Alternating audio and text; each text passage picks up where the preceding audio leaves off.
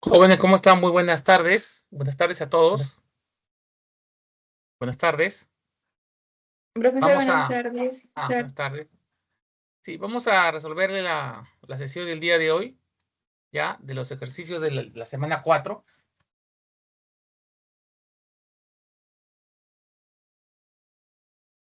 Por ejemplo, la intención de las empresas que se asocian es crear un monopolio y poder fijar el precio de los productos y los servicios según su conveniencia. Por lo general, el Estado controla e impide la creación de empresas que se asocian de esta manera porque adquieren una posición dominante en el mercado, que les permite cometer todo tipo de abusos vulnerando los derechos de los clientes o consumidores y de sus competidores. Lo anterior se marca en el concepto denominado cártel, joint venture, holding, monopolio bilateral o trust. ¿Cuál creen que sea la respuesta? Cártel. Cártel, seguro. ¿Estamos seguros que es cártel?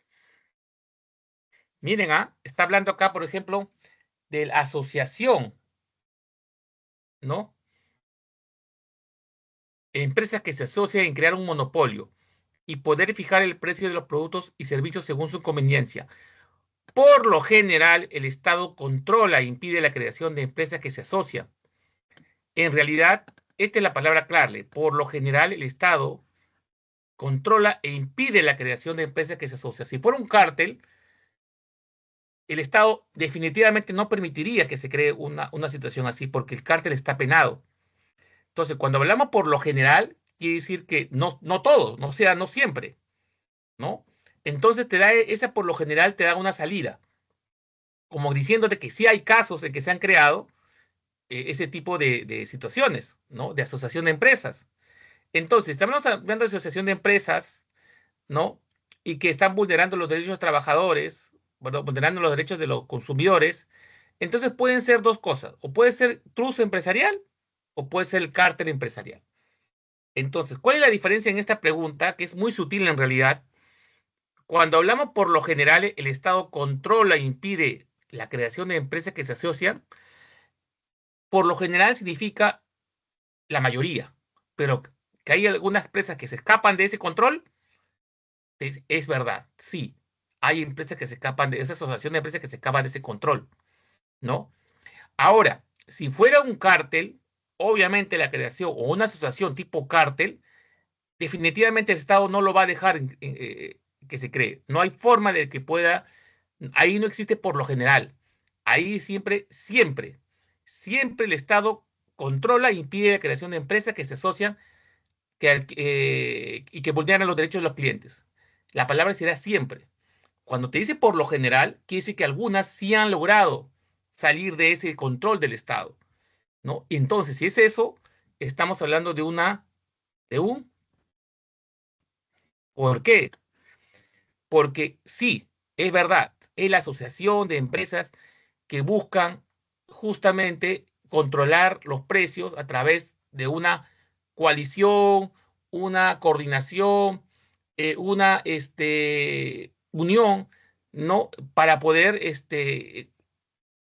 con estas prácticas, generar una renta para ellos, una rentabilidad para ellos, pero perjudicando al consumidor, ¿no? Entonces, en este caso, el truce empresarial justamente sería la opción. ¿Por qué? Un ejemplo. ¿La empresa Bacus en el Perú es un tipo truce o no?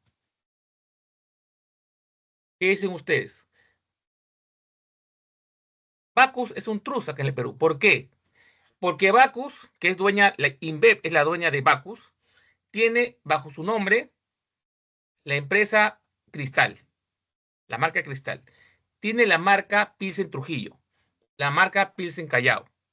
Tiene, lo que tiene también es, por ejemplo, la cerveza San Juan de la Selva, la arequipeña, la cusqueña, la Bavaria, es representante exclusivo de la Stella Artois, de la Corona en el Perú, y otros tipos de cervezas. Entonces, pero dice, uy, pero está funcionando en el Perú.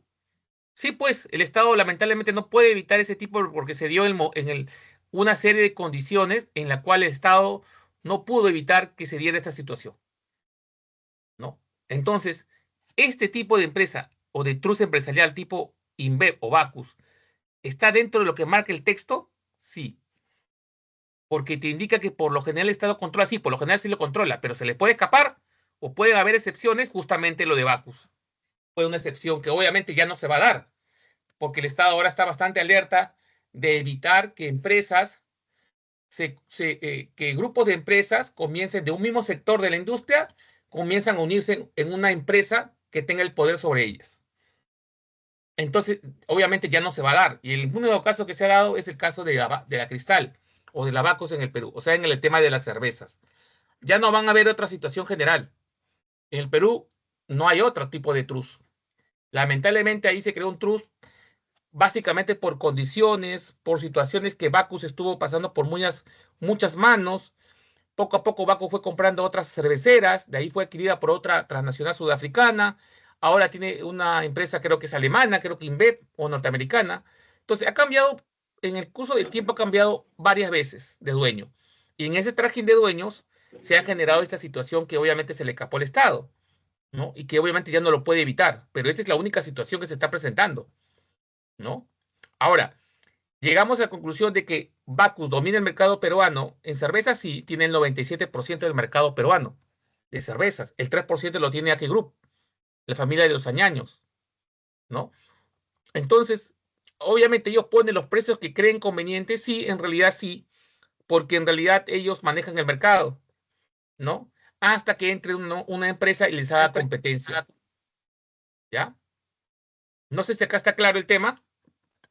Profesor, ¿y eso sería como un monopolio? El ¿O cómo trust, lo diferencio? Ajá, es porque que el como que trust, estaría gobernando. no, no, no, no.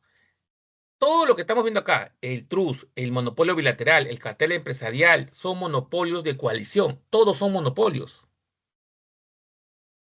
Todos son monopolios en diferentes formas. Hay varias formas de monopolio. Ustedes lo han visto en su clase. Tienen monopolio natural, monopolio bilateral, monopolio eh, pues legal.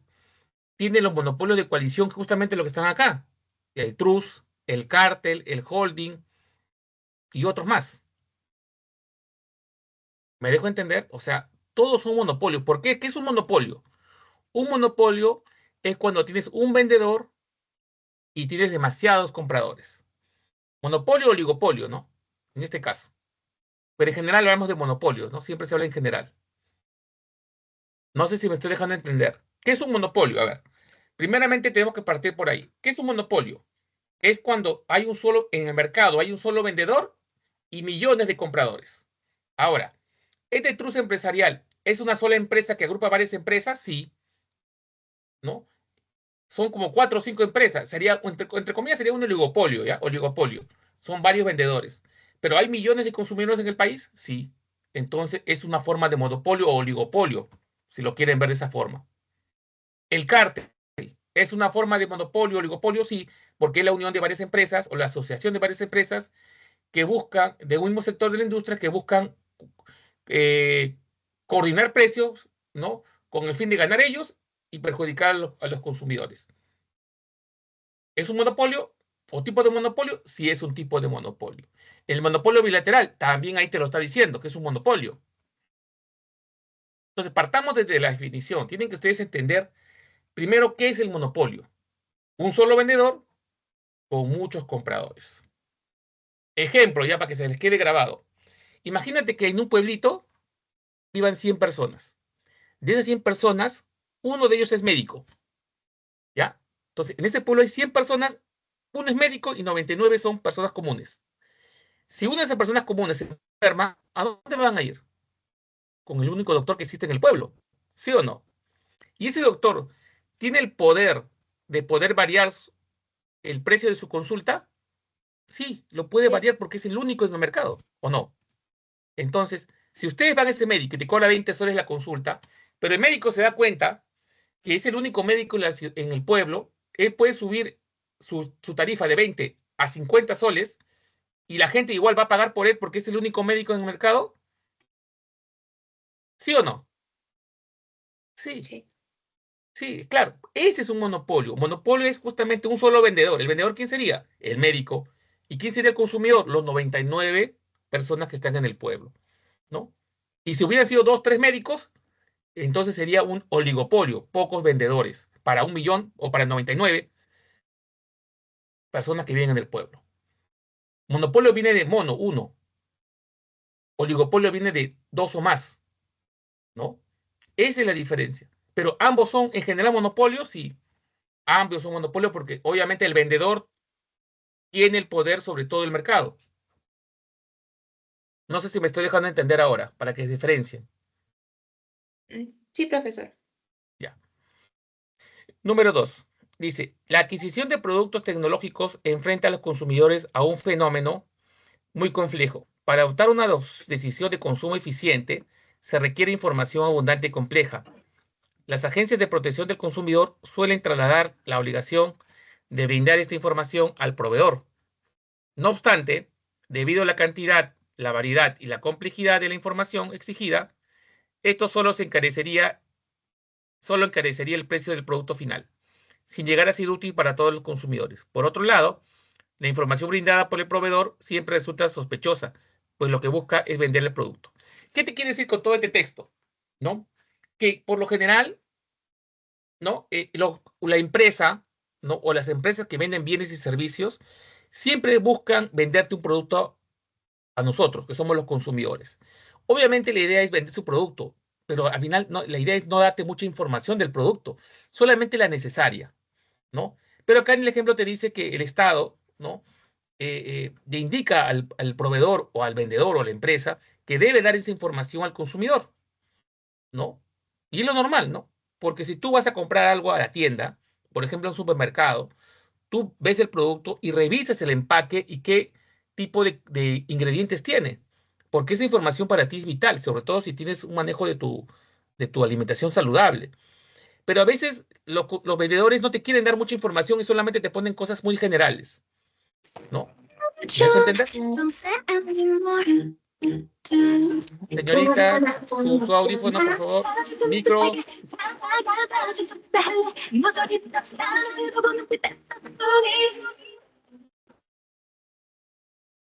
A ver, por favor, señorita, su micro, por favor.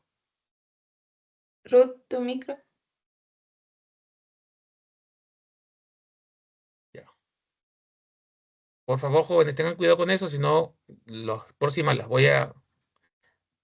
vamos a silenciarla permanentemente, ¿ah? Listo.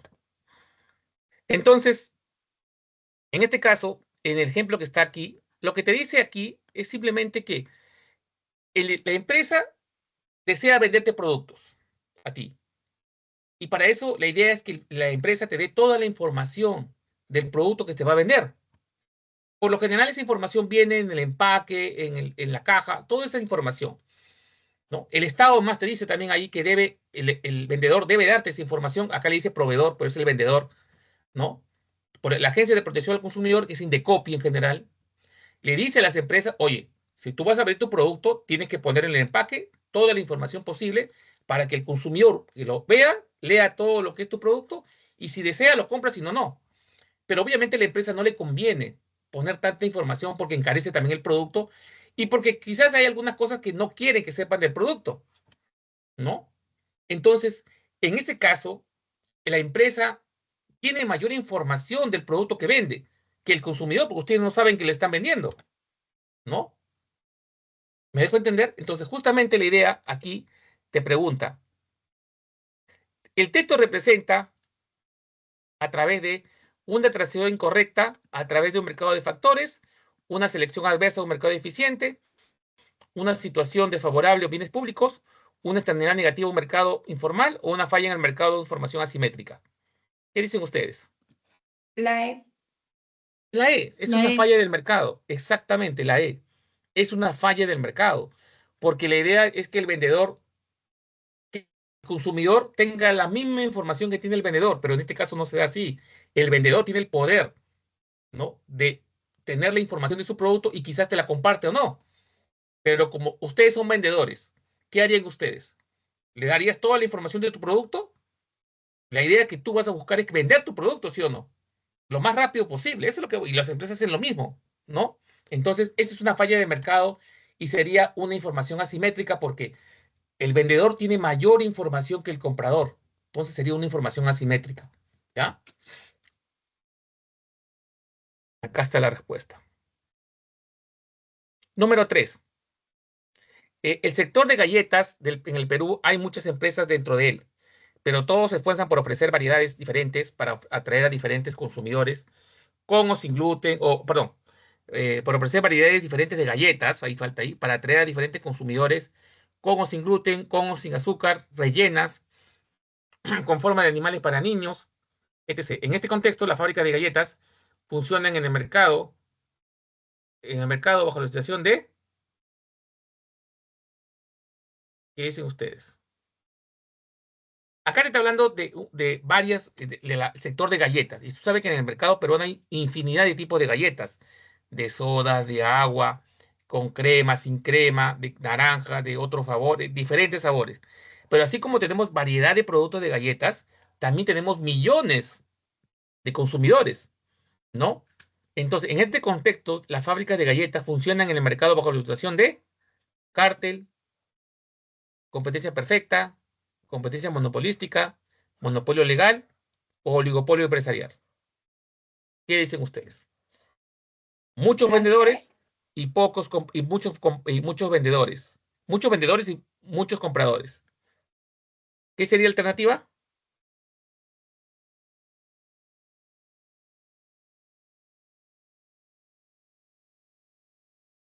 ¿Cuál sería la alternativa?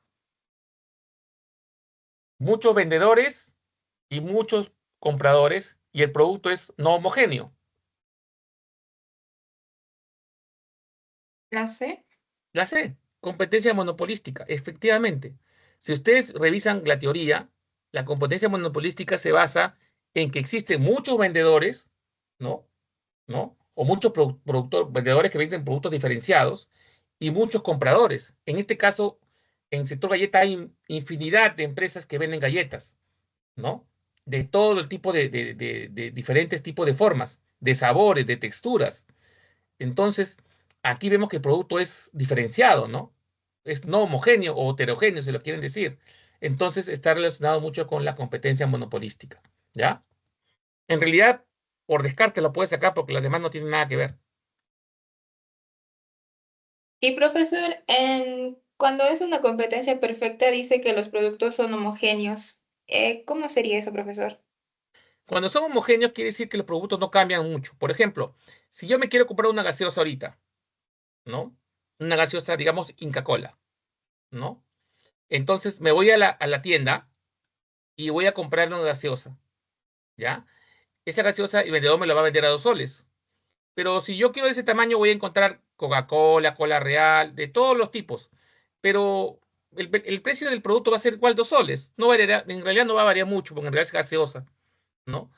Esa es una competencia perfecta, cuando no varía demasiado el precio y el producto es homogéneo en realidad, ¿no? Y no hay una variable externa que varíe, que intervenga en la relación oferta y demanda. Yo soy el consumidor, soy el demandante. El bodeguero vendría a ser la oferta o el vendedor.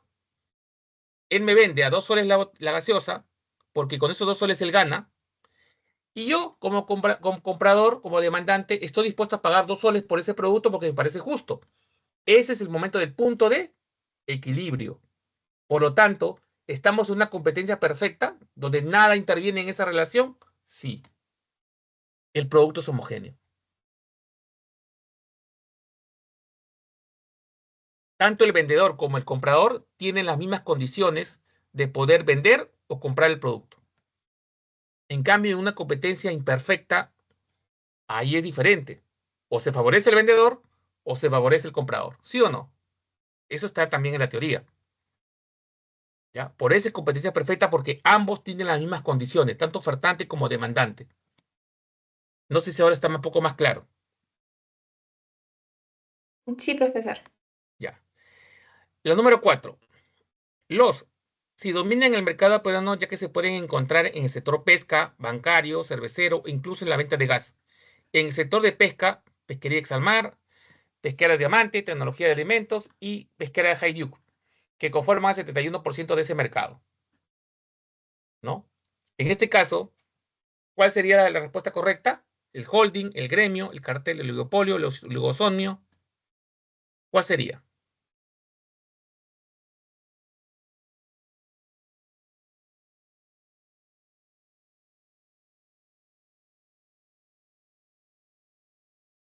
¿Cuál sería la respuesta? ¿Sería un holding? El holding sería, los holding sí dominan el mercado peruano ya que se pueden encontrar en los sectores pesca, bancario, cervecero, incluso en la venta de gas. No, bueno, sí, pero el holding tiene una definición, que el holding es una asociación de empresas que se diferencian, que están en diferentes sectores de la industria. Y acá te está hablando de un solo sector pesca, sector bancario, sector cervecero. Los gremios no tienen nada que ver. Los gremios son asociaciones de personas que tienen un oficio o profesión común, ¿no? Por ejemplo, en la antigüedad vimos que los gremios eran los artesanos, los herreros, y había ahí una estructura jerárquica, el maestro, el oficial y el aprendiz. No tiene nada que ver con esto. El cártel tampoco tiene que ver, porque no te está hablando de manejo de precios, ¿no? ¿El oligopolio podría ser? ¿Sí? Sí. El oligopolio sería ¿Por qué es oligopolio? El oligopolio, recuerden que son pocos vendedores. Pocos vendedores para millones de compradores. En este caso, en el sector pesca, ¿podemos encontrar pocos vendedores? Sí, te lo está diciendo acá. Pesquería Salmar, Pesquería Diamante, Tecnología de Alimentos y Pesquería de... Acá hay 4 pesqueras. 1, 2, 3, 4 pesqueras. Entonces, pocos vendedores para millones de compradores que somos nosotros. Por lo tanto, ¿es un oligopolio? Sí. En el sector bancario también hay un oligopolio, también. Tenemos, los principales bancos son, hay como 10, igual son oligopolio, pero hay 4 principales que dominan el mercado peruano. Está el BBVA, el BCP, Interbank y Scotia, los 4 bancos principales en el país. Entonces, ¿es un oligopolio? Sí. ¿El sector cervecero también es oligopolio? Sí. Tenemos en el Perú solamente la marca, tenemos Cristal, Pilsen, Heineken, Budweiser, la Gripeña, la Cusqueña. Son como 10 cervezas, marcas de cerveza, quizás 11 o 12 por ahí. Pero igual son pocas, pues. Son 11 o 12, son pocas contra millones de personas que consumen cerveza. Entonces es un oligopolio. Pocos vendedores para millones de compradores, ¿no? Y en el tema del venta de gas en balón, también hay poco, pues está Limagas, Yamagas, Pintagas, no sé, como 5 o 6 nomás hay, ¿sí o no? En el mercado. Entonces son pocos vendedores para millones de compradores. Entonces lo que acá se acomoda es el oligopolio, ¿no? Pocos vendedores para millones de compradores. El oligosomnio es lo contrario. Pocos compradores para millones de vendedores. Es lo contrario, ¿no? El oligosomnio es lo contrario, ¿no? Pocos compradores para millones de vendedores. Profe, y un ejemplo de oligopsonio. ¿Qué podría ser un oligosomnio? A ver, por ejemplo, una empresa, imagínate que yo soy una empresa que quiero contratar personal, ¿no? Quiero comprar personal, comprar la mano de obra de ustedes, ¿no? Y digamos en el mercado peruano solamente hay 2 empresas, la empresa A y la empresa B. Y esa empresa A y B va a contratar personal, pero no puede contratar a todos, porque en el mercado hay millones de personas. ¿Ese sería un oligosomnio? Sí, porque hay pocos compradores. El comprador sería en este caso la empresa, porque lo que está buscando no es vender, sino comprar. ¿Qué comprar? La mano de obra. Compras la mano de obra, ¿no? ¿Y quién sería el vendedor? En este caso, los consumidores serían los vendedores porque ellos están ofreciendo su mano de obra para un puesto laboral. ¿Y quién sería el comprador? La empresa, porque compra su mano de obra y obviamente le va a pagar por eso. No sé si me dejo entender en el ejercicio. Sí, profesor. ¿Ya? Listo. Acá está la D. 5. Acá. AG Group se compromete con un nuevo sueño, inspirar y transformar un grupo mundo sostenible, renovando nuestra identidad visual como expresión de ese compromiso. Cada icono inspirado en nuestro origen y cultura milenaria tiene un significado especial en su esencia y representa nuestro esfuerzo por adoptar una vida sostenible y saludable. Queremos crecer de forma estratégica, siempre comprometidos con la sociedad para hacer del mundo un espacio más sostenible y solidario. De esta manera, estaríamos ante la figura de un gremio, concentración, grupo, asociación, cártel. ¿Qué sería? AG Group es la familia Añaños. La familia Añaños es una familia yacuchana que durante la época del terrorismo incursionó artesanalmente en la elaboración de gaseosa, si no me equivoco, o cerveza comenzaron. Gaseosa creo que fue que comenzaron. Luego de eso comenzó a crecer en la zona de Yacucho, creció, dio el salto en Lima. En Lima se estableció, tuvo competencia con Coca-Cola, pero viendo que Coca-Cola era una rival muy fuerte, salió del país y se internacionalizó y ahora es un monstruo a nivel internacional. Tiene empresas en Centroamérica, tiene empresas en el norte de España, perdón, en España y en el norte de África. AG Group, la familia de los Añaños, ¿no? Si es una familia que toma todo el poder de sus empresas, que en ese caso sería Cola Real, ¿qué tipo de definición agruparía aquí? ¿Sería un cártel, un gremio, un grupo, un cártel? ¿Qué sería? ¿Mm? ¿Qué sería?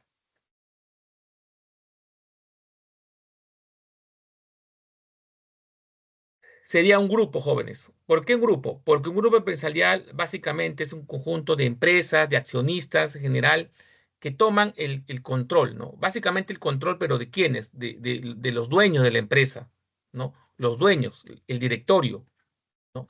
Ese es básicamente un grupo económico, ¿no? El poder sobre otras empresas, pero lo que lo dominan es una familia. ¿Estamos de acuerdo hasta acá? ¿Y diferencia con asociación, cuál sería con grupo? Es que en asociación no tiene nada que ver, porque es un término que no está escrito dentro de lo que estamos viendo en la semana 5, 4. Una asociación podría ser la asociación de padres de familia. Una asociación de padres de familia es un grupo de personas que se agrupan, se asocian por un bien común, el bienestar de sus hijos. Y esa asociación tiene algo que ver con el grupo que está indicando acá, a nivel empresarial, no tiene nada que ver. Cuando hablamos de empresas, hablamos de grupos económicos, no de asociaciones económicas. La asociación es un grupo de personas en realidad. No sé si me estoy dejando entender. Sí, profesor, gracias. ¿Ya? Profesor, disculpa, ¿y en el grupo es un mismo sector, profesor, o puede ser varios sectores también? De varios sectores. Imagínate que yo soy dueño de la Coca-Cola, dueño de la cerveza Pilsen Callao y dueño del grupo Intercorp, de un banco. Yo soy el dueño. Yo puedo generar el grupo Ramos, ¿sí o no? ¿Sí o no? Entonces, yo puedo ser dueño de varias empresas de diferentes sectores de la industria y no hay problema, pero igual soy dueño, ¿no? Entonces, el grupo no tiene que ver mucho con un sector de la industria, sino con diferentes sectores. No sé si me dejo entender ahora. Sí, profesor. En grupo entonces persona natural y en holding es una empresa a cargo, ¿no, profesor? Correcto, es una empresa a cargo. Muy bien. Ahorita vamos a ver a holding cuando lleguemos. Seguramente por ahí va a haber una. Holding básicamente es empresa. Una empresa que domina otras empresas, pero también de diferente sector. Listo. Acá. Dice, en menos de 3 años, la minería generó la pérdida de 23.881 hectáreas de bosques de Madre de Dios. Según el estudio de imágenes satelitales recogidas en el último informe del proyecto de monitoreo de la Amazonía Andina, MAP, el área deforestada por la minería formal, informal e ilegal equivale a la extensión del distrito de Lurigancho-Chosica, el cuarto más grande de Lima metropolitana. Según el párrafo anterior, las empresas mineras producen en el mercado competencia perfecta, externalidades negativas, formalidad empresarial, competencia imperfecta, información asimétrica. ¿Qué sería la respuesta correcta acá? Externalidad negativa. Externalidades negativas, ¿no? Recuerden que la externalidad negativa es una consecuencia de la actividad económica de una empresa, que por lo general, si es negativa, es que le genera un daño a la sociedad. Es justamente lo que vemos acá. Las empresas, ¿no?, de minería formal, informal e ilegal generan una depredación, ¿no?, de lo que es la zona de Madre de Dios. Por lo tanto, está generando, obviamente, perjuicio a la sociedad, al medio ambiente. ¿no? Entonces sería una externalidad negativa.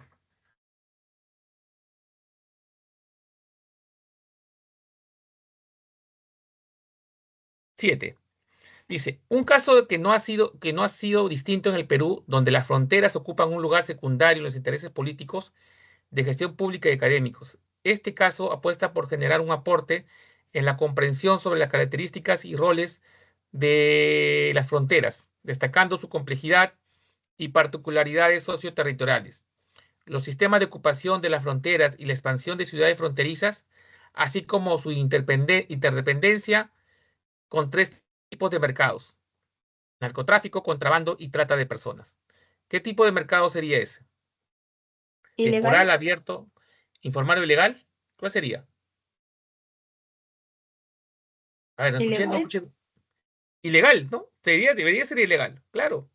Porque este mercado está hablando de narcotráfico, contrabando y trata de personas. Son actividades ilegales que están al margen de la ley, ¿ya? El narcotráfico, el contrabando, la trata de personas, la prostitución, el tráfico de armas, ¿no? El tráfico de medicinas, ¿no? Todo eso es ilegal. Medicinas adulteradas, obviamente, ¿no? ¿No? Medicinas adulteradas, ¿no? Todo es ilegal, ¿correcto? Entonces, ese es justamente el tema ilegal, que es diferente al informal. El informal es otra cosa, que no está cumpliendo con las regulaciones del Estado. Por ejemplo, porque ustedes a veces siempre confunden informal con ilegal. El informal es un ambulante. Tú ves en la esquina una persona que vende fruta en su carretilla y te vende fruta a ti, ¿no? Pero esta persona no paga impuestos, no tiene permiso para trabajar en la calle, no tiene un horario definido, ¿no? Si se enferma, genera un caos en los sistemas hospitalarios porque como no paga, pero igual tenemos que atenderlo, ¿no? Todo eso. Aparte que el producto que te vende no es malo, al contrario, es lícito. La fruta, todo lo que te vende es lícito porque te hace bien a tu cuerpo, a tu salud. Ese es el informal, aquel que no está regulado por el Estado. En cambio, el ilegal sí, el mercado ilegal es el que te hace daño a ti, a la vida, a la salud, al patrimonio de las personas. Eso es ilegal. Esa es la diferencia entre informal e ilegal, que ya lo vamos a ver más adelante. Listo. 8. Dice, el típico caso que se da en nuestro país es cuando una empresa grande llega a un pueblo pequeño y los habitantes del lugar se ven obligados a aceptar las condiciones que el nuevo empleador impone porque no tienen otra alternativa. El laboral se produce cuando hay un solo empleador. A ver, esto está parecido al ejemplo que les puse, que me preguntaron, ¿cuál sería la alternativa?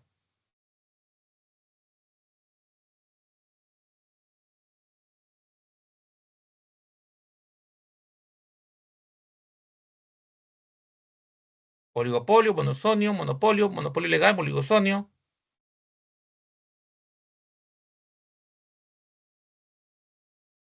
¿Mm? ¿Monopsonio? Ah, monosonio, exactamente. Más o menos lo que le dije hace un momento. Casi el mismo ejemplo. El monosonio se produce cuando en un mercado laboral existe un único empleador o empleador dominante. O sea, la empresa viene y pone las condiciones. Él sería el comprador, ¿sí o no? ¿Qué va a comprar? Obviamente la fuerza laboral de los trabajadores. Y dice que obviamente les va a pagar lo que él crea. Entonces, ahí está lo que es el monosonio, ¿no? Esto significa que el empleador tiene poder sobre sus empleados potenciales, lo que otorga poder para fijar los salarios en el mercado laboral, ¿no? Sería monosonio, porque es un solo empleador. Si hubieran llegado dos o tres empresas acá, si te hubiera dicho dos o tres empresas que llegaban a ese lugar, hubiera sido esto, Oligopsonio. oligosonio. Muy bien. ¿Te das cuenta de la diferencia? Mono es uno, oligo es varios. Esa es la palabra griega, es lo que significa. Prefijo, sufijo, ¿no? Número 9. Dice, en las últimas semanas los precios de los alimentos se han incrementado de manera sostenible, afectando el poder adquisitivo de las familias a nivel nacional. Afectando el poder adquisitivo de las familias a nivel nacional. ¿Cuál es el fenómeno actual que origina este aumento y los factores que están influyendo? Los economistas explican que hay dos factores que están influyendo en el alza. El primero es interno y que tiene que ver con la estacionalidad de algunos productos, y el segundo factor, y el más complicado, y que está relacionado con la coyuntura externa, es el conflicto entre Rusia y Ucrania, que ya lleva más de 3 años. El petróleo, que ha subido últimamente, y eso complica mucho el precio de los fletes, de los camiones y el costo de la energía. Para las amas de casa, esta subida representa un mayor gasto dentro de un mercado. Acá está la palabra clave. Para las amas de casa, esta subida representa un mayor gasto dentro de un mercado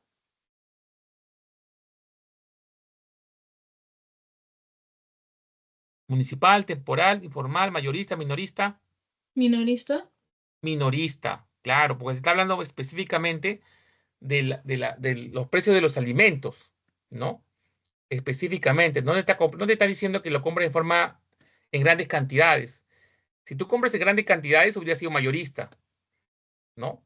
Entonces ahí el precio es mucho más accesible, pero lo que mayormente te va a afectar es, ¿no?, el minorista. ¿Por qué? Porque por lo general las personas compran directamente de las bodegas cuando son a pocos artículos. Entonces el precio ahí se ve incrementado sustancialmente, ¿no? Debería ser la respuesta acá, la C. Sí, la C es.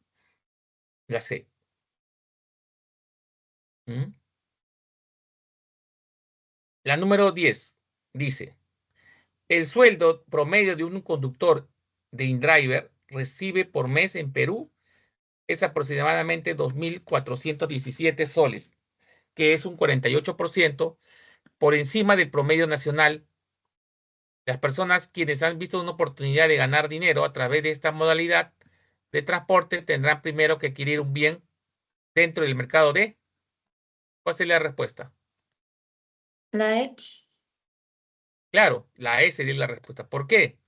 Porque tienen primero que adquirir un bien de capital. El bien de capital es el activo fijo, o sea, el taxi, el auto, ¿no? Ese es el activo. Ustedes ya han visto, creo que ya hemos visto bienes de capital, ustedes en su clase, que es todo lo que son equipos, maquinaria, etcétera, ¿no? Entonces, ¿y dónde va a adquirir esos bienes de capital? Dentro de un mercado de factores. ¿De qué factores estamos hablando? De los factores que ya conocen ustedes, los factores de producción. Factores, naturaleza. Factor, trabajo. Factor, capital. Factor, empresa. Factor, Estado. Ese es el mercado de factores. A ese mercado de factores se requiere. Y nada más. Esa sería la respuesta, ¿no? No sé si tienen una pregunta más.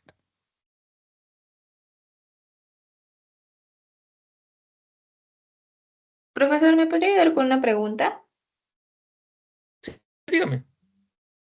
Ah, lo puse en el chat. Ya. Dice: sistema económico basado en el libre juego de las fuerzas de mercado.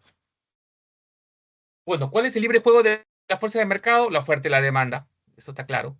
A través de la información que proporciona el sistema de precios, los agentes económicos van ajustando su oferta y demanda y tomando decisiones de producción, consumo, ahorro, inversión, para optimizar aquellos recursos más. El enunciado se marca dentro de la economía normativa, descriptiva, política económica, macroeconomía. ¿Cuál sería? A ver, sistema económico basado, ¿no?, en el libre juego de la oferta y la demanda, de la fuerza de mercado. A través de la información que proporciona el sistema de precios, los agentes económicos van ajustando su oferta y tomando decisiones de producción, consumo, ahorro e inversión para optimizar aquellos recursos escasos. El enunciado se marca dentro de la economía. Bueno, para mí sería la microeconomía.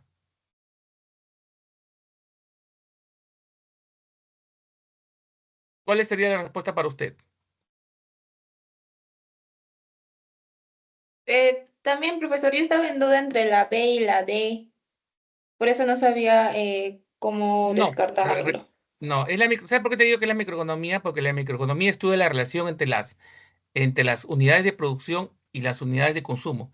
¿Y quiénes son las unidades de producción? La oferta. ¿Quiénes son las unidades de consumo? La demanda. Ahí está indicado también en el texto, ¿no? Entonces, eso estudia la microeconomía. Y profesor, en la descriptiva siempre va a ser datos, o sea, como que porcentajes, Sí, por números. lo general, la economía descriptiva se basa en hechos que pueden ser reproducibles a través de fuentes secundarias. O sea, por ejemplo, si yo te digo, la inflación en el año 2023 en el Perú fue de 4%. ¿Tengo forma de corroborar eso? Sí, porque si yo voy a la página del INEI, a la página de transparencia, a la página del Ministerio de Economía y Finanzas, voy a corroborar que efectivamente, ¿no? La inflación en el Perú en el 2023 fue de 4%. Economía descriptiva. Se basa en datos que son verificables. ¿Estamos de acuerdo? Sí, profesor, también tenía una duda con esta pregunta de la PEA. Mm, Dice, José y Paola son una pareja con un hijo de 6 años. Ellos tienen que salir a trabajar diariamente, por lo que Pedro contrata a Gladys, una vecina de confianza, para cuidar el niño mientras los padres regresan. Gladys cuida al niño un promedio de 15 horas semanales y recibe un estipendio, ¿no? Un estipendio por su ayuda. Del texto anterior se deduce que Gladys pertenece a trabaja 15 horas semanales, a menos de 35. O sea, es parte de la población económicamente.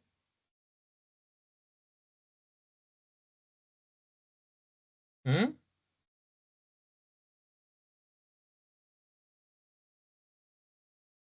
Bueno, acá te dice, pues, la PI, ¿no? Acá te está diciendo la respuesta. La población económicamente inactiva.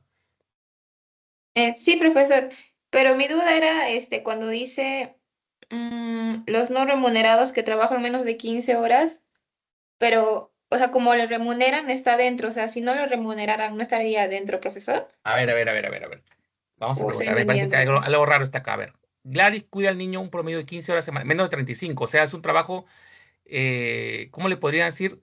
No es adecuadamente empleado, está subempleado por horas. Y recibe un estipendio por su ayuda. Una ayuda. Y recibe un estipendio por su ayuda, no un salario. Del texto anterior se puede decir que Gladys pertenece a la. eh,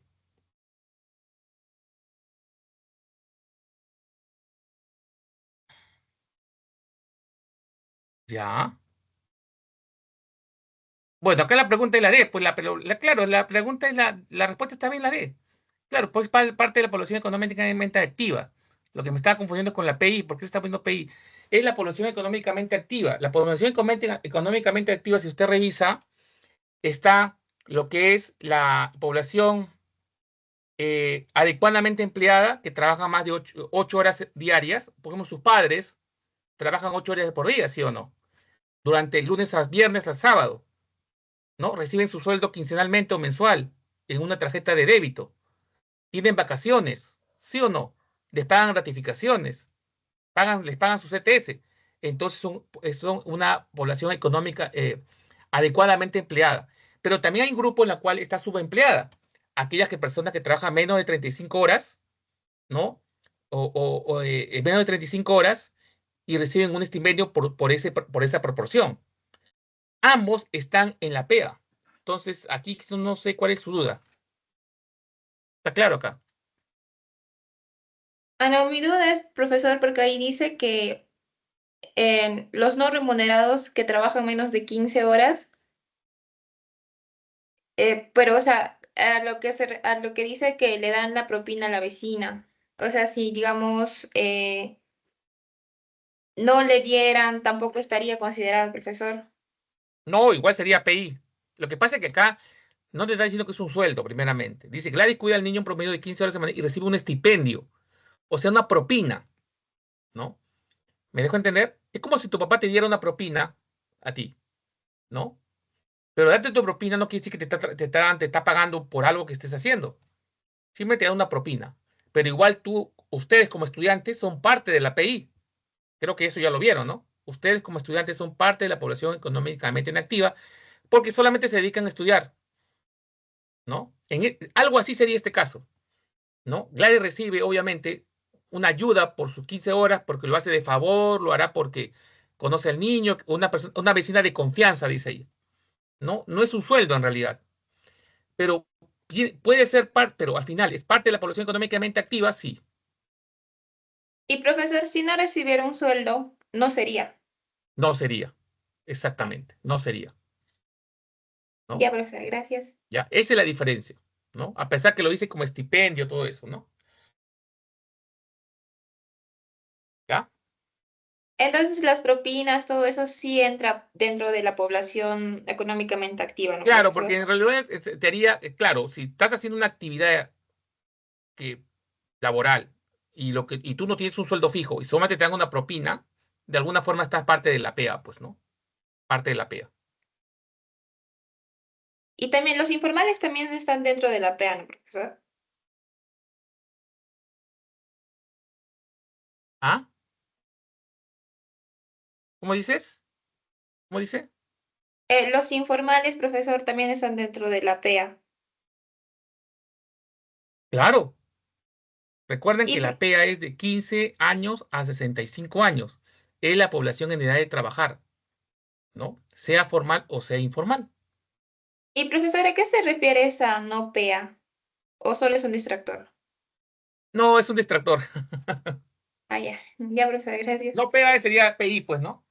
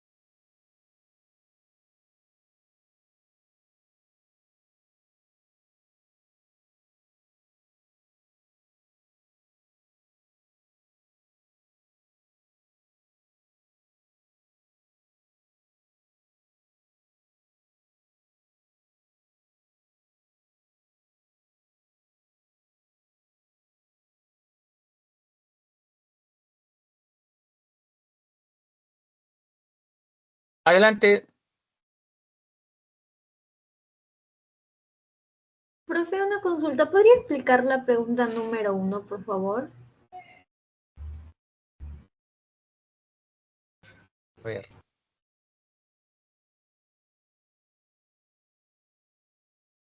Esta. Sí, ¿me podría explicar por qué sería trust y no podría ser cártel? Ya. Dice, vamos a leer nuevamente, ¿ya? La intención de las empresas que se asocian es crear un monopolio y poder fijar el precio de los productos y o servicios según su conveniencia, ¿ya? Ambos, tanto el trust como el cártel, son asociación de empresas que obviamente buscan fijar precio de productos y servicios según su conveniencia. ¿Qué más dice el siguiente párrafo? Por lo general, el Estado controla e impide la creación de empresas que se asocian de esta manera porque adquieren una posición dominante en el mercado que les permite cometer todo tipo de abusos vulnerando los derechos de los clientes o consumidores y sus competidores. Entonces, dice, por lo general, ¿ya? Para que sea cártel, tiene que decir el Estado siempre controla e impide la creación de empresas que se asocian de manera que adquieren una posición dominante en el mercado. O sea, el cártel está prohibido en el Estado peruano. O sea, no hay forma que el Estado lo permita según, o sea, delante de ellos no pueden formarse un cártel. Entonces, ese por lo general significa que es la mayoría, pero no todo. O sea, quiere decir que algunas empresas se le escapan del Estado, sí, se le escapan. Y esas justamente, aquellas empresas que se escapan de esa regulación, justamente para el caso descrito, estamos hablando de lo que es el trust. Ejemplo, Bacus en el Perú. Bacus es una empresa eminentemente trust. ¿Por qué? Porque Bacus, ahorita, por ejemplo, dueño de Bacus es InBev, o Ambev, como le quieran decir. Ambev es dueña de Bacus. ¿Y Bacus qué empresas tiene bajo su nombre? Cristal, Pilsen, Pilsen Callao, Pilsen Trujillo, San Juan, La Cusqueña, La Arequipeña, la Bavaria, la bebida artesanal, la Stella Artois, es representante exclusivo de la Corona y de otras empresas de cerveceras en el Perú. Obviamente es un tipo trust, sí, porque hay una empresa que es Amber que controla además empresas del mismo rubro, pero está funcionando en el Perú. ¿Y qué pasó ahí? Lamentablemente el Estado, cuando se dio esa forma de organización de Bacus en los años 90 hasta la fecha, han ido cambiando de dueños y la Bacus en el camino ha ido adquiriendo primero Pilsen Callao, luego la Arequipeña, años después la Cusqueña, años después la San Juan, y poco a poco se fue dentro del mercado sin que el Estado hiciera algo por evitar ese tipo de monopolio tipo trust. Ahorita, lamentablemente en el Estado peruano, en el país, hay un monopolio tipo trust que es de la Bacus. ¿Por qué? Porque ellos son dueños de todas las empresas que venden cerveza aquí, o no todas, de la gran mayoría, ¿ya? Ellos tienen el 97% del mercado peruano, el 3% lo tiene la empresa AG Group, que con su cerveza Tres Cruces, que creo que ahora es de Heineken, ¿no? Entonces, este párrafo, estrictamente, si hablamos por lo general, cae justamente, exclusivamente en el caso trust. ¿Por qué? Porque hay situaciones que se van a dar en un país donde inevitablemente se va a presentar esta figura, que no es la idea que se presente porque obviamente genera un control del sector. Y Ambev puede modificar los precios y obviamente, por ser dueña de la mayoría de empresas, puede determinar precios en determinadas áreas del mercado, ¿no? Pero no es un cártel. Acá no hay cártel. El cártel está prohibido. No hay forma que pueda presentarse un cártel, a menos que lo identifique el Estado a través de su organismo que es Indecopi, como ha pasado, ¿no? Por ejemplo, el 2008, si no me equivoco, 4 farmacéuticas en el Perú se unieron se unieron o se asociaron, obviamente en forma clandestina, ¿no? Sin que el Estado se dé cuenta, en forma clandestina, para poder coordinar precios de productos médicos. ¿Qué farmacéuticos fueron? Inca Pharma, Mifarma, FASA, Boticas Arcángel y, si no me equivoco, Boticas Felicidad. Fueron 5 farmacéuticas o 5 empresas o boticas que distribuyen medicamentos, de las cuales algunas ya no existen. FASA ya no existe. Si no me equivoco, Botica Felicidad tampoco. Arcángel creo que ya tiene otro nombre. Inca Pharma y Mifarma pasaron a ser dueños de Intercorp. Entonces, a esas 5 empresas se les multó con 8 millones de soles, que más o menos eran 3 millones de dólares aproximadamente, en el 2008, estamos hablando. Obviamente fue el mayor cártel que se detectó, y eso fue Indecopi que detectó.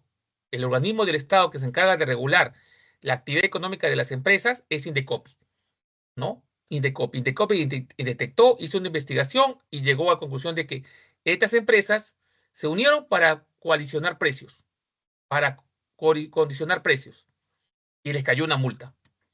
Pero no es que el Estado lo haya permitido, sino que simplemente lo hicieron a escondidas, obviamente, pues, porque es ilegal el cártel empresarial en el Perú, ¿no? En cambio, el trust, no, el trust obviamente también es una forma, pero no es forma de manipular precios, sino es una forma de coalización de empresas, que voy comprando empresas, ¿no? Y obviamente ya me estoy, sin darme cuenta, me estoy adueñando de un mercado. Obviamente, ¿cuál es la consecuencia? El tema de lo que es los precios y todo lo que ustedes ven en la pregunta que está acá, ¿no? Entonces, resumiendo, para el caso descrito, por lo general, se adecua muchísimo a lo que es trust. Porque si hubiera sido cártel, hubiera sido nunca o siempre el Estado controla, impide la creación de empresas que se hacen de esta manera. El Estado siempre lo va a impedir. Siempre. No hay forma que, por lo general, no existe esa palabra. No sé si me dejo entender de esta pregunta. Sí, profe, ya me quedó claro. Entonces, el único ilegal sería el cártel de todas las De todo. concentraciones En empresariales. todos los países latinoamericanos está prohibido el cártel. Okay. Claro, el cártel. Pero el trust es permitido. Exacto. El trust sí, de alguna forma lo permite, pues, porque es una asociación de empresas que, si bien Baku domina el mercado, no aprovecha ese tipo de posición que tiene para influir mucho en los precios de las cervezas. Porque si lo hiciera, lo más probable es que Indecopi le va a caer. Es lo más probable, ¿no? Pero hay un trust aquí, obviamente que hay un trust, ¿no? Obviamente, ¿no? Profe, una consulta más. ¿Podría explicar exactamente qué es el joint venture? No me quedó muy claro. El joint venture es una asociación de empresas, no asociación, una alianza, ¿ya? Una alianza de 2 empresas. Por ejemplo, te voy a poner un ejemplito. Hace muchos años se aliaron estratégicamente 2 empresas. Sony, que es obviamente lo que es componentes eléctricos, electrónicos, todo eso, y Ericsson, que es una empresa en comunicaciones, ¿no?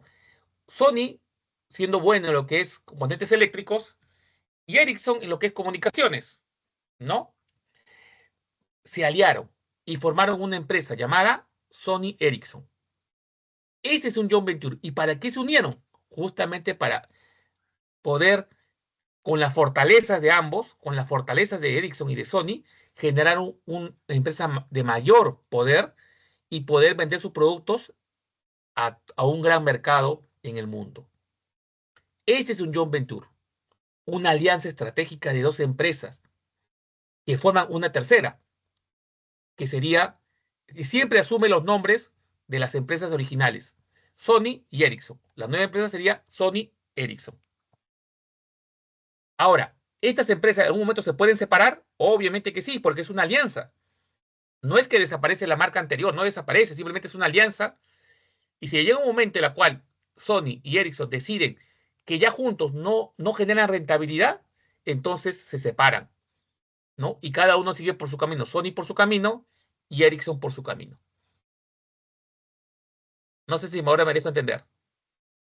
Sí, profe. Entonces, ¿solo de dos empresas o pueden ser más? Podrían ser más, claro, podrían ser más, claro. Ya. La idea es mejorar el producto, ¿verdad? Y venderlo. Claro, agarrar la fortaleza de cada empresa para poder abarcar con su producto, abarcar mayor mercado. Y al final las 3 ganan. Claro.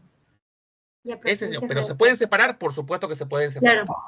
Claro. Ese es el joint venture. Ya, profe, gracias. Ya.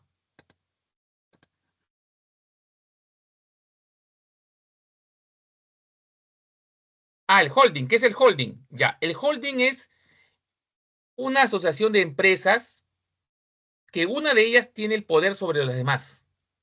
Pero ¿qué características tienen estas empresas que están en diferentes sectores de la industria? Por ejemplo, Saga Falabella.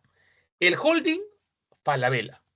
El holding Falabella abarca empresas que es el Banco Falabella, que es de banco, Seguros Falabella, que es seguros, Viajes Falabella, que es viajes, Totus, que es alimentos, Sodimac, que es producto del hogar, y la tienda Falabella, que es retail. ¿Todas son de diferentes sectores de la industria? Sí. ¿Y toda es dominada por el holding Falabella? Sí.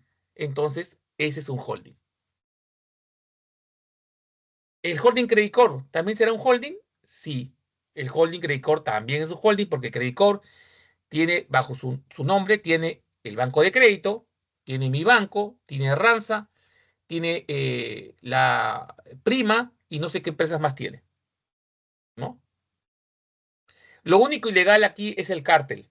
El cártel está prohibido en todas las legislaciones de los países latinoamericanos, porque es una jugada sucia que beneficia a las empresas, pero perjudica al consumidor, ¿no?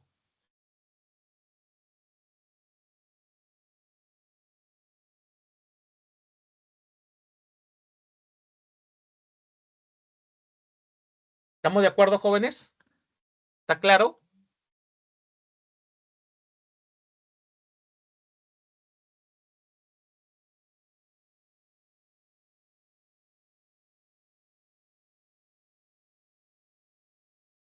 Profe, el holding entonces es lo que dijo, pero es de diferentes tipos de rubro, ¿verdad? Y el trust necesariamente tiene que ser del mismo rubro o pueden ser de diferentes rubros. No, no, no. El trust tiene que ser del mismo sector de la industria. Ah, ok. Sí, eso sí es igualito que el cártel. El cártel también es el mismo sector de la industria, ¿no? En el trust también son los mismos sectores de la industria. La diferencia es que el trust hay una empresa que domina a las demás empresas. En cambio, en el cártel no. Todas se asocian, pero son del mismo sector, sí. Ya, profe, entonces el holding es el único diferente en el sector de industrias. Claro, exactamente. Ya, gracias.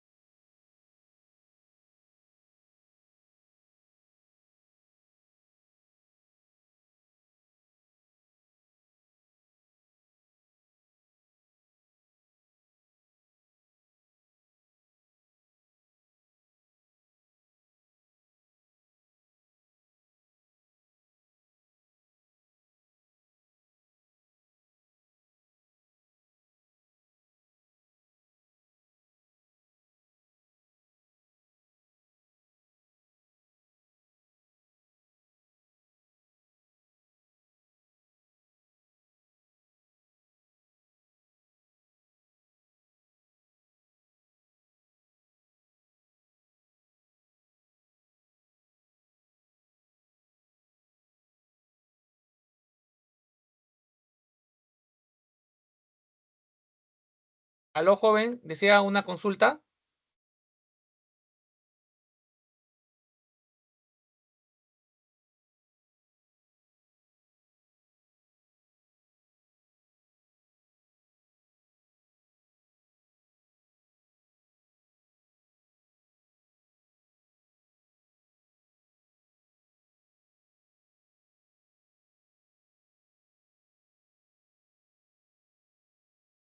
A ver, ¿alguna pregunta, jóvenes? Señorita Salazar, ¿alguna pregunta? Creo que no funciona su audio.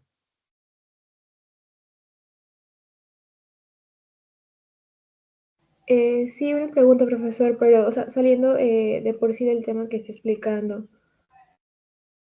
Ya, dígame, ¿qué necesita? ¿Podría explicar en sí qué son las formas de trabajo atípicas? La forma, bueno, es la clase anterior, ¿no?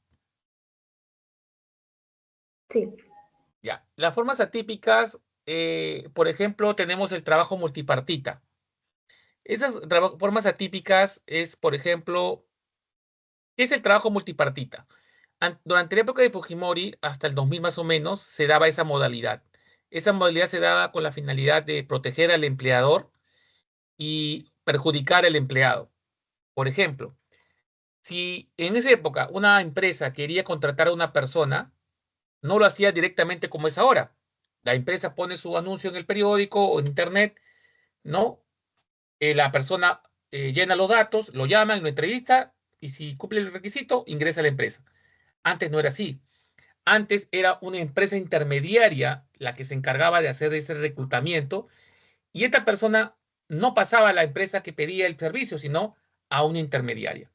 Por ejemplo, ¿no?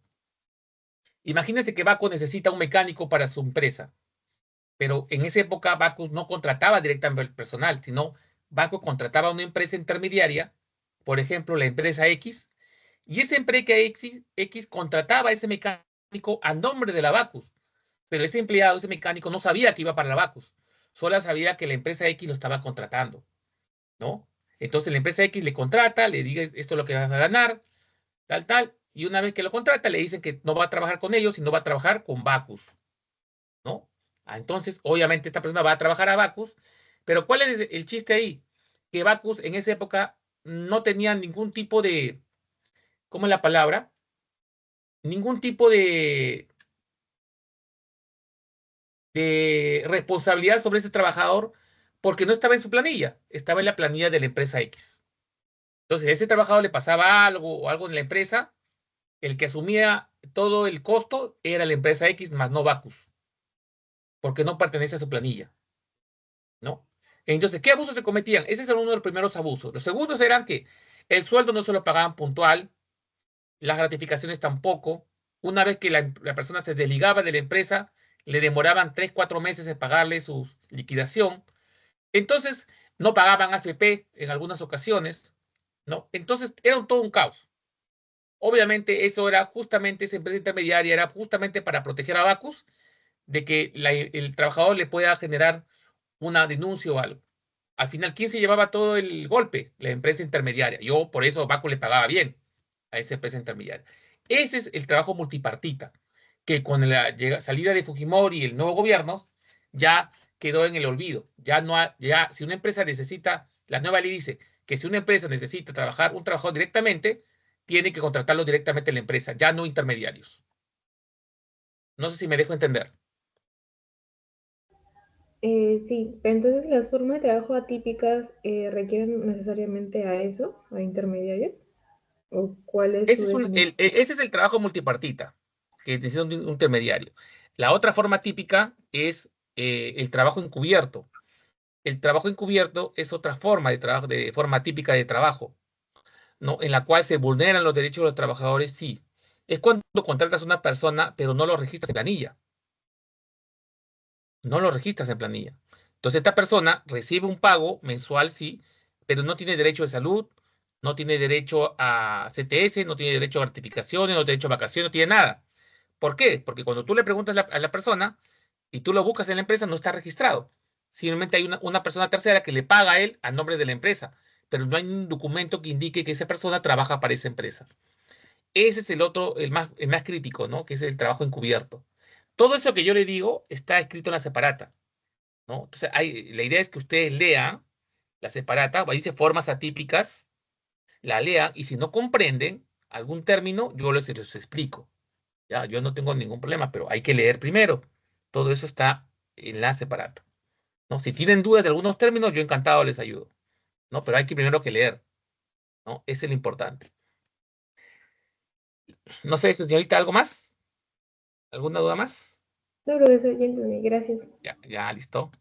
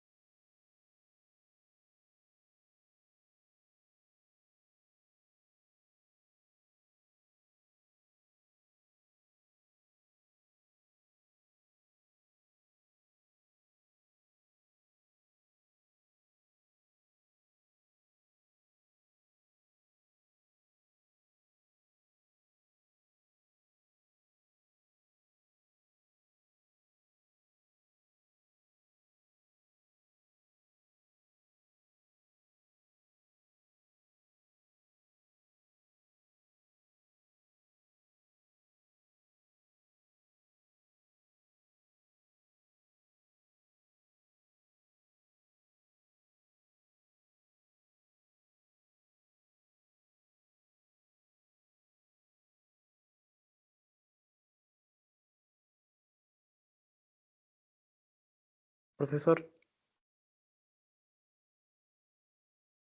Sí, adelante. sí, tengo una consulta, una pregunta de otro boletín, pero de la misma semana. Ya. No sé si podría. A ver, páselo. ¿Se lo puedo leer? A ver, vamos a ver. Ojalá que se pueda entender. Dice, luego de un arduo proceso de evaluación y selección, la cadena peruana Costa del Sol ganó finalmente la licitación para la construcción de 2 nuevos hoteles dentro de lo que será la nueva ciudad del aeropuerto de Jorge Chávez. Este concurso, que se inició en noviembre de 2022 y contó con la participación de varias cadenas hoteleras nacionales e internacionales, permitirá a Costa del Sol ser el único proveedor de este servicio licitado por Lima Airport Partners. Luego dice: dentro del mercado, la empresa licitadora representó la figura de un... Y ahí nomás queda. Ya, pero las alternativas. Ah, ya, perdón. Oligopolio, monopolio puro, oligopsonio, monopsonio y monopolio legal. Ya, me parece que es oligosonio. Me parece. Porque se entiende que las empresas que han comprado, han ganado la licitación son los compradores. Me está preguntando por las empresas que ganaron la licitación, ¿no? Me dice, dentro del mercado, la empresa licitadora representó la figura de me dice. ¿De un qué? O sea, me está preguntando por la empresa licitadora, la que Ya, licita, la que la que hace el... licita. Ajá.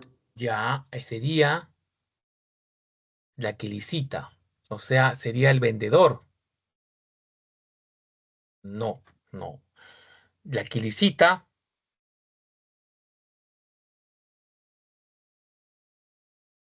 Le vuelvo a leer la última parte, creo que ahí A ver, sí, está. por favor, para entender bien, porque la idea sería que me pase el documento, ¿no? Siempre tómele una fotito para leerlo bien, pues, porque sí Sí, es es. que lo tengo, no puedo enviarlo ahorita.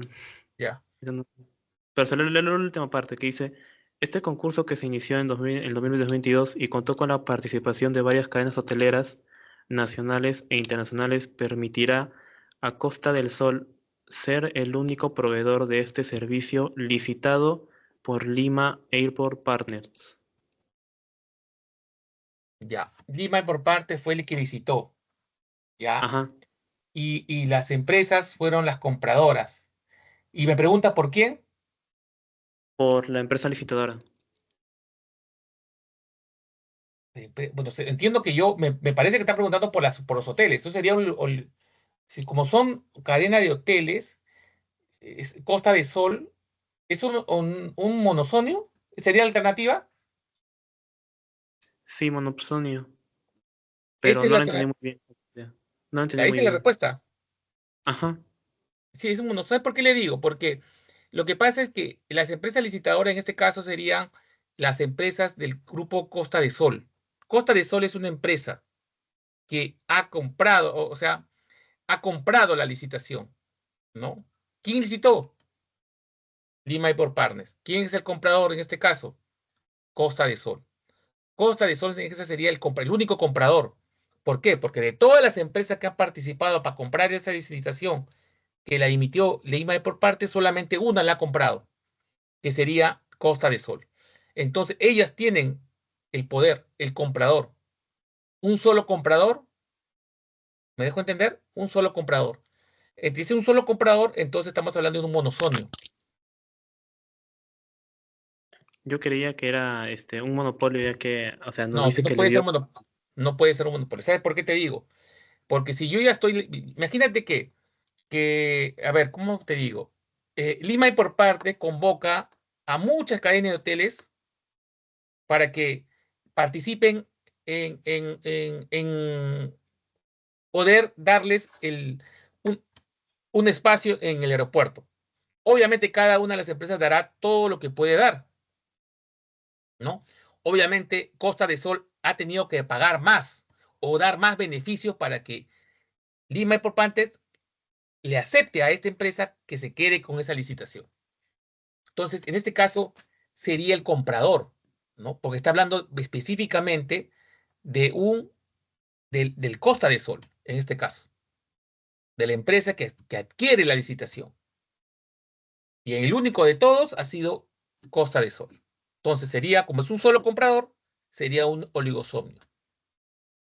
¿Cuándo sería un oligopolio? Cuando Lima y por parte te vende algo.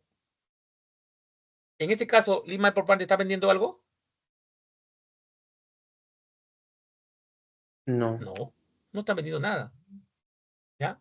No está vendiendo nada. Entonces, acá lo que está haciendo es licitar, ¿no? Para ver quién le compra ese producto, quién le compra a ellos.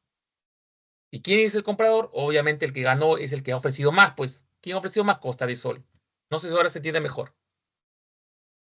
Sí, pues así sí entendí. Muchas gracias. Ya, listo.